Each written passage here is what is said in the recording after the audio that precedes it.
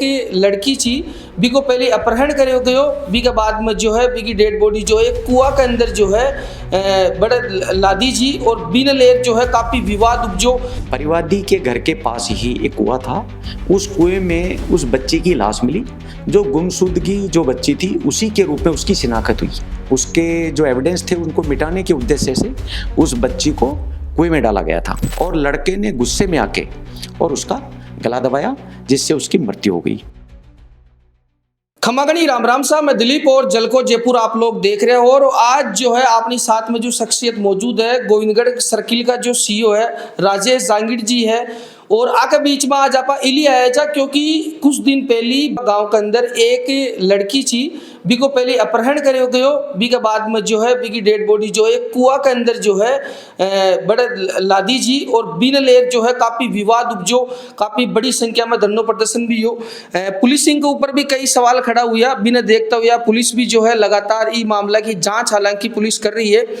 काफ़ी सस्पेंस भी जो है ई मैटर ने लेयर लोगा में देखभाल मिल रही है कि आखिर वो मामलो छो कहीं अतरो मामलो बढ़े क्यों, पूरी बात न लेर आज अपनी साथ में सीईओ साहब मौजूद है। सर जो पूरा मामलो जो बिन लेर अब तक कहीं कुछ पूरा देखभाल मिली है। इसमें क्या है कि 5 मार्च को थाना सामोद में एक गुमशुदगी दर्ज हुई थी कि मेरी बेटी कहीं गायब हो गई है। गुमशुदगी दर्ज हुई तो पुलिस ने तत्परता दिखाते हुए उस पर गहनता से जो सीडीआर के रूप में और आसूचना के रूप में और इधर उधर जो मुखबिर हैं उनके आसूचना तंत्र से ये पता लगाने की कोशिश कर रही थी कि लड़की कहाँ गायब है, कहाँ गई हुई है। इसी दौरान 7 तारीख को सुबह मॉर्निंग में परिवादी के घर के पास ही एक कुआं था। उस कुएं में उस बच्ची की लाश मिली। जो गुमशुदगी जो बच्ची थी उसी के रूप में उसकी शिनाख्त हुई। शिनाख्त के बाद में वहाँ लोगों का आक्रोश और जैसा कि आप कह रहे हैं वो बिल्कुल सही था, क्योंकि किसी के घर से किसी की बहन, किसी की बेटी और किसी की किसी भी रूप में थी वो गायब होना और उसकी डेड बॉडी का वहाँ मिलना और उनके घर वालों द्वारा उसका अपहरण और बलात्कार और हत्या जैसे संगीन आरोप लगाए गए थे। उसी दिशा में पुलिस बहुत ही गहन और उससे कार्य कर रही थी। जब उसकी डेड बॉडी मिली तो शिनाख्त करवाने के बाद में हमने सबसे पहले उस बॉडी का पीएम करवाया। उस पोस्टमार्टम रिपोर्ट से हमारे को पता चला कि उस बच्ची के साथ क्या घटना घटित हुई और उसको हत्या करके कुएं में उसके जो एविडेंस थे उनको मिटाने के उद्देश्य से उस बच्ची को कुएं में डाला गया था।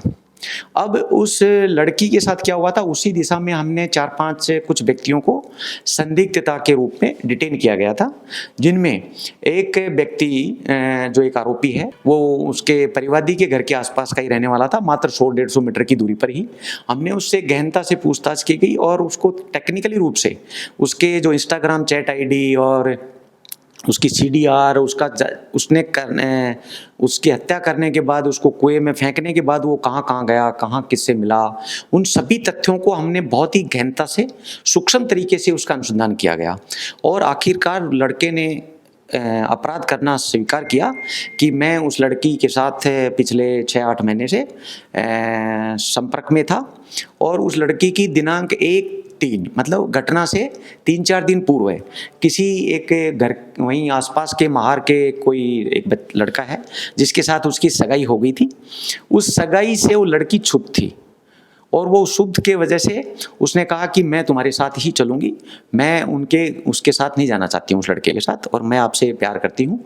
इसी बात पे उन लड़कों में और लड़की में और लड़का में दोनों में वहाँ हाथापाई हुई। हाथापाई इतनी नौबत तक पहुँची कि गुस्से गुस्से में दोनों ने बहुत ही गुत्थम गुत्था हुए और लड़के ने गुस्से में आके और उसका गला दबाया जिससे उसकी मृत्यु हो गई। मृत्यु होने के बाद उसने डर के और उसकी हत्या को राज किसी को पता नहीं चले इसलिए उसने कुएं में फेंक दी और फिर वहाँ से वो फरार हो गया।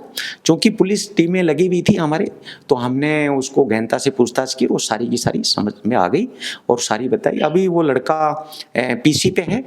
चूँकि अनुसंधान अब एडिशनल एसपी सिकाऊ श्री ब्रजमोहन जी के पास चला गया है। आगे की इसमें जो भी कार्रवाई है वो एडिशनल एसपी सीकाऊ साहब करेंगे।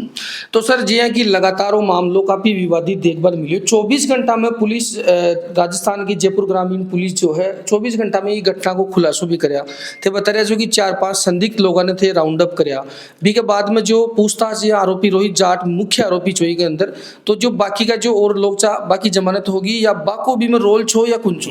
इस संबंध में जो ही पुलिस के संज्ञान में आया कि ये ऐसे ऐसे हत्या हुई है तो हमारे जो डीआईजी साहब हैं राशि डोगरा मैम और एडिशनल एसपी हेडक्वार्टर साहब हैं रजनीश पूनिया सर, उनके डायरेक्शन में उनके निर्देशन में हमने थाना गोविंदगढ़ सामोद और कालाडेरा इनके टीमों को लगा के और उन कुछ एक लोगों को डिटेन किया गया था और उस डिटेन में ये सामने आए तथ्य कि उस लड़की की हत्या करने में मेन रूप से रोहित ही इन्वॉल्व था और बाकी का यदि किसी आदमियों के जिसमें 8-10 लोगों के नाम लिखवा रखे हैं जो है तो उसकी सत्यता उसकी जांच अभी एडिशनल एसपी साहब करेंगे, वही बता पाएंगे क्योंकि अब वो जांच मेरे पास नहीं है तो इसके आगे की कार्रवाई वो कर रहे हैं।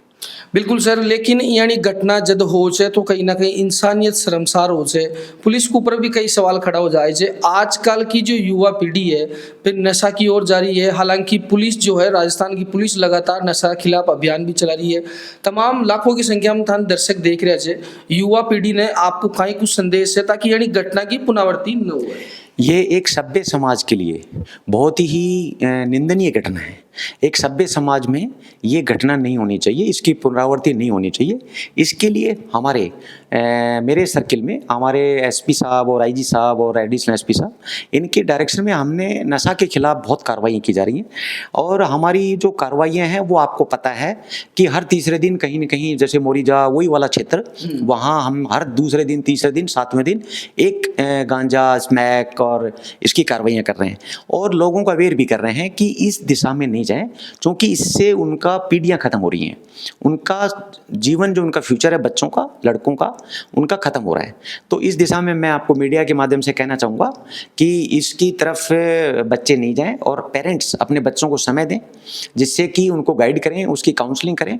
यदि कोई परिवार में किसी के बच्चा यदि कोई ऐसी घटनाएं कर रहा है इनमें इन्वॉल्व है तो वो उनके पेरेंट्स को मैं निवेदन करूँगा कि बच्चे की काउंसलिंग करें और अपनी पढ़ाई पर ध्यान रखें। इन जो ये रास्ता है ये गर्त का रास्ता है, गलत रास्ता है। बिल्कुल बिल्कुल। तो सर जी सोशल मीडिया पर भी काफी जो घटना जी बिना लेर सोशल मीडिया पर जी न्याय दिलाओ तो बिना न्याय भी मिलियो है और थे अब कहीं कुछ जो भारवक पोस्ट डाले बाकी लिए कहीं कुछ था संदेश है नहीं, उसको मैंने उस दिन भी ये कहा था कि किसी भी रूप में कोई भी व्यक्ति जो दोषी है वो नहीं बचेगा और उस दिशा में प्रथम कड़ी के रूप में हमने उस जो मुख्य आरोपी था उसको अरेस्ट करके और पीसी पे ले रखा है। एडिशनल एसपी साहब जांच कर रहे हैं और आगे भी कार्रवाई बिल्कुल विधि सम्मत और निष्पक्ष रूप से कार्रवाई होगी कि कोई गलत आदमी नहीं फंसे और दोषी किसी भी रूप में नहीं बचना चाहिए और निर्दोष जाना चाहिए, निर्दोष फंसना नहीं चाहिए। ये पुलिस की थ्योरी है और पुलिस से का जो आम जन में विश्वास है हम उस विश्वास को टिकाने के लिए, उस विश्वास को खरा करने के लिए ही ये प्रयास करते हैं कि हमने 2 दिन में लगातार बिना कुछ रुके बिना करे और हमने उस लड़के को अरेस्ट किया और फिर बाकी की कार्रवाई जो विधि सम्मत थी वो हमने कार्रवाई करी।